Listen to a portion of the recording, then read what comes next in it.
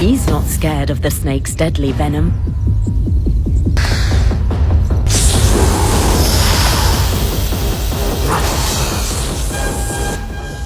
The mongoose is incredibly quick on his feet, able to dodge the strikes and hit them.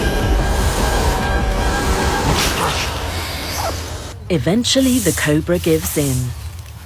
He's got away lightly.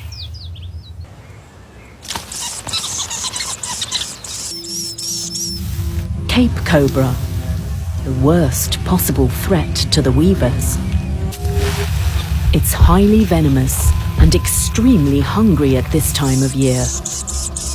To make matters worse, the cobra is a brilliant tree climber.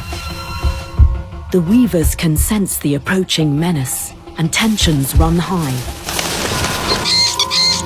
There's nothing they can do to stop him. The cobra is getting dangerously close.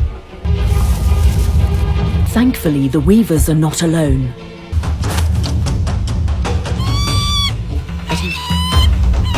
Finally, an all-out assault.